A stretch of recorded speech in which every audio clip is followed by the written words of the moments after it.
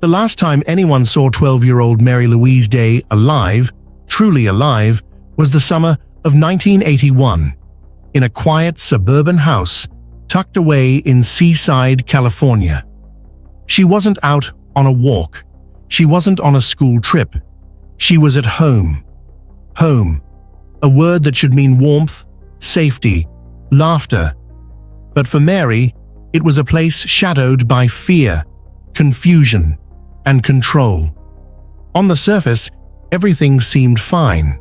Her mother, Charlotte, had remarried a military man, William Hoole. They'd moved into military housing, built a seemingly respectable life. Neighbors didn't raise eyebrows. The lawn was trimmed. The kids appeared clean. And if Mary wasn't around as often, well, kids have schedules. They get sent off to relatives or special schools. That's what the adults always say, right? But something was off in that house. Mary wasn't like other children in the neighborhood. She had a certain quiet intensity, a look in her eyes that was older than her years.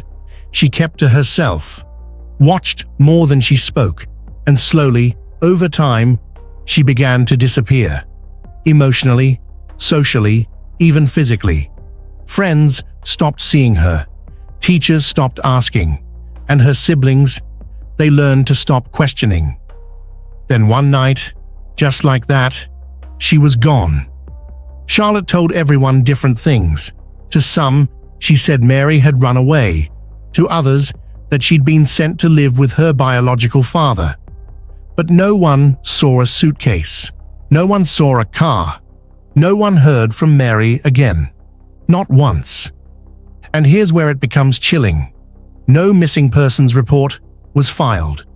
Not in 1981. Not in 1982. Not ever. Until decades later. A 12-year-old girl simply vanished into the silence, and the world went on, as if she'd never existed. Years turned into decades.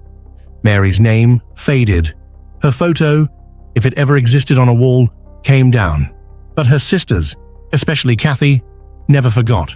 The memory of Mary, the questions, the unease, it haunted them. Then, in 2003, a twist no one could have predicted shattered the silence. A woman claiming to be Mary Louise Day was found living in California.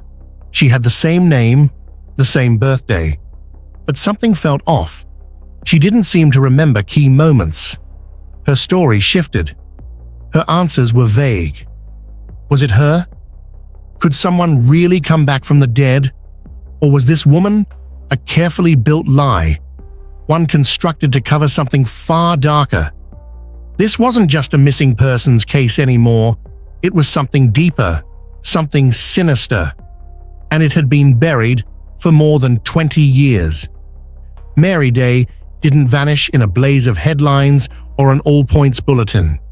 There was no desperate search party, no TV anchor calling her name into the night. When she disappeared, it was quiet, almost planned, like someone wanted it that way. Her mother, Charlotte, barely blinked.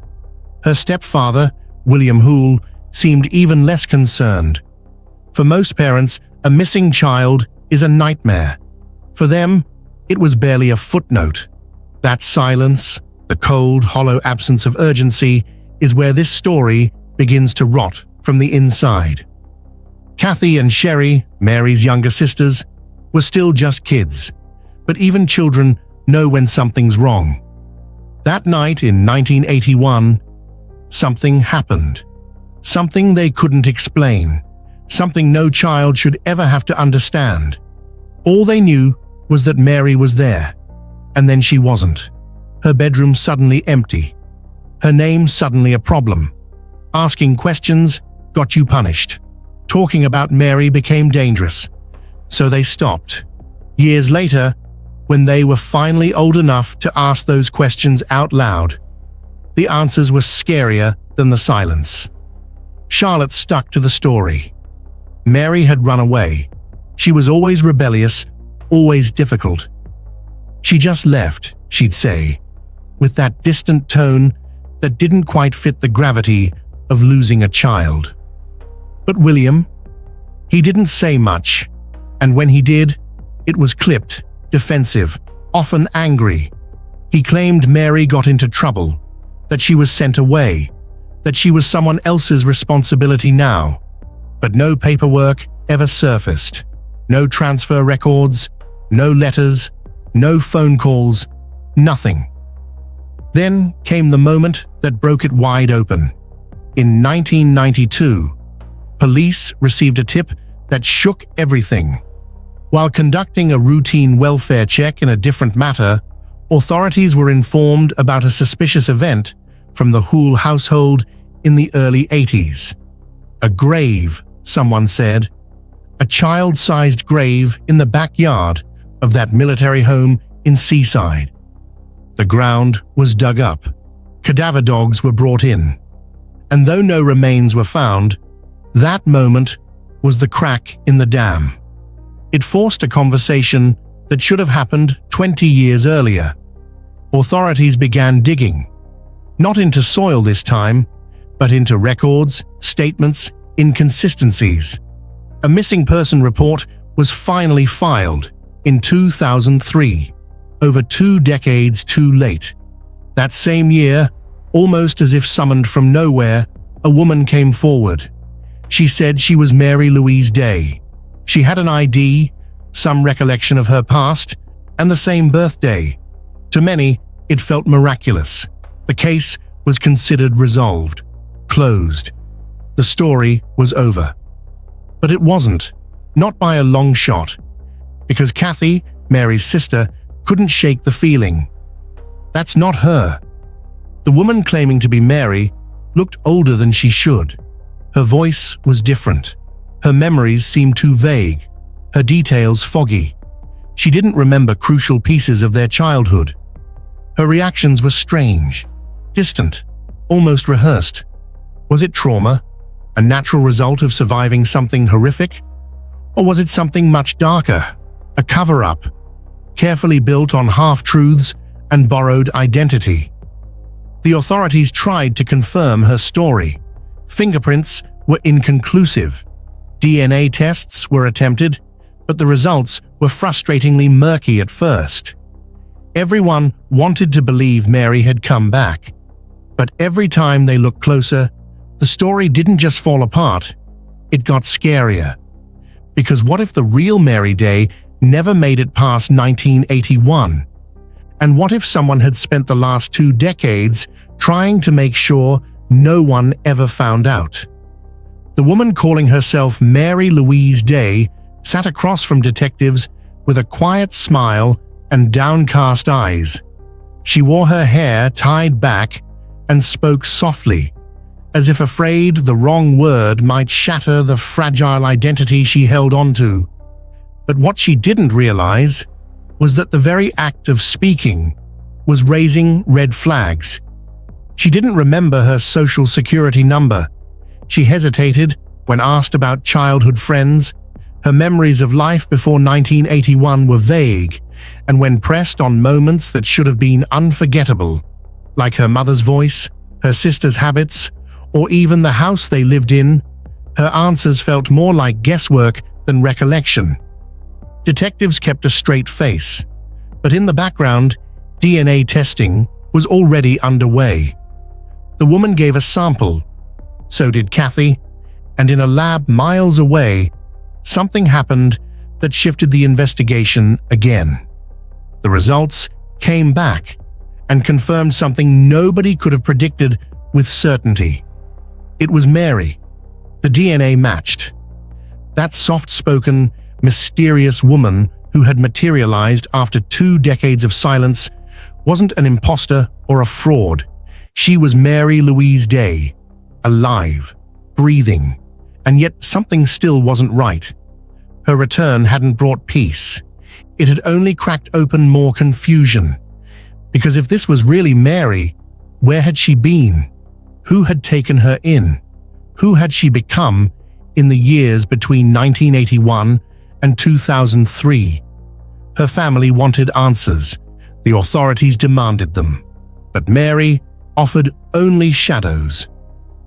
"I don't remember," she'd repeat. "I was on the streets. I was in trouble. I was scared." But none of those things added up.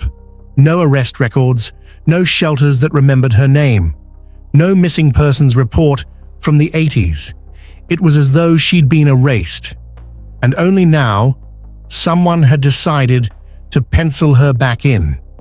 One detail stood out more than any other, one that still sends chills through investigators even today. When asked if she remembered the military house, the one with the suspected shallow grave in the backyard, Mary froze. Her entire face shifted. Something deep behind her eyes surfaced, and she whispered, "They tried to kill me there." It was barely audible, like a secret too dangerous to say out loud. And when detectives leaned in, asking who they were, she clammed up again. The conversation was over, but it was too late. That sentence opened a terrifying possibility. What if Mary hadn't just run away or vanished on her own? What if someone had tried to silence her and failed? What if she had survived something so traumatic that her mind locked it away? Charlotte, her mother, denied it all. William, her stepfather, refused to speak further. But there was one other piece of evidence investigators had kept quiet for years. The shallow grave behind the house in Seaside had tested positive for traces of blood. And the blood, it was a familial match to Mary Day. No bones, no body, but blood. It meant that something violent happened there. And now, the only person who might know the truth, the real truth, was standing in front of them, hiding behind a fractured memory and a 1,000-yard stare. Something had happened in that house, and whatever it was, Mary had lived with it, buried inside her for over 20 years. They had her DNA, they had her blood in the backyard, they had her face across from them in an interrogation room. And yet no one could say for certain what truly happened to Mary Louise Day between the moment she vanished in 1981 and the moment she resurfaced, emotionally disjointed and shell-like, in 2003. This wasn't a fairy tale ending, not even close. Kathy wanted so badly to hold her sister close again, to rebuild the bond stolen by years of silence. But this version of Mary wasn't the girl she remembered. She was quiet, suspicious, avoidant. She recoiled at simple gestures of affection.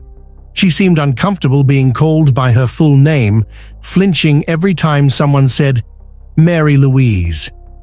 Worse, she never once mentioned her little sister Sherry. Not once. Sherry, who had adored Mary. Sherry, who'd waited for decades. Sherry, who believed Mary had been buried in that backyard.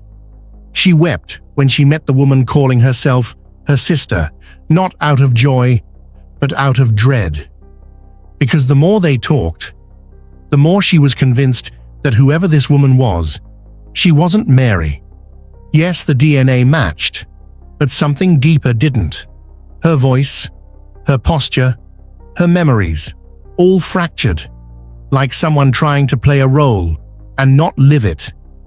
Sherry started to voice her doubts. So did others. Authorities reopened parts of the investigation. They looked into the woman's past. What little of it there was. No school records, no medical history. Her trail picked up around the early 2000s, but before that, she didn't exist on paper. There were whispers that she had been in and out of state hospitals, that she'd used different names, that someone had coached her on Mary's life story. There were even suggestions that the real Mary may have died in the 1980s, and that this woman was a sister or relative, stepping into her identity either willingly or through coercion. But DNA doesn't lie, right? Or does it? Some experts proposed a chilling theory, that if Charlotte or William had another child no one knew about, perhaps a daughter given away or kept secret then a DNA match wouldn't prove she was Mary, only that she was related. Suddenly, everything spiraled again. A family divided, a community stunned, and Mary, she quietly disappeared again, not into the void this time, but into obscurity, living off the radar, avoiding the cameras, never answering questions. The last known location she was associated with was a small, modest house in California. Since then, nothing. No closure. No truth. No peace. To this day, the case of Mary Louise Day exists in a purgatory between miracle and mystery. Did she survive an unimaginable horror and return scarred but real?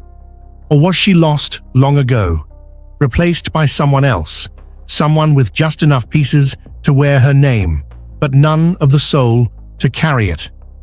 All we know is this: a child vanished in 1981 under a cloud of secrets.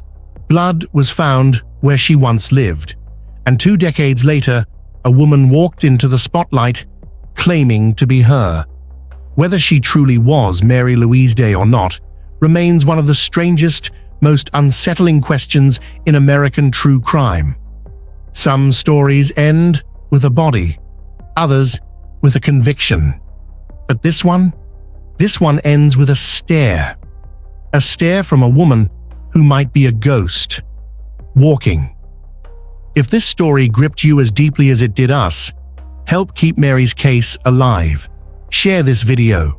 Drop a comment. What do you think really happened to Mary Louise Day?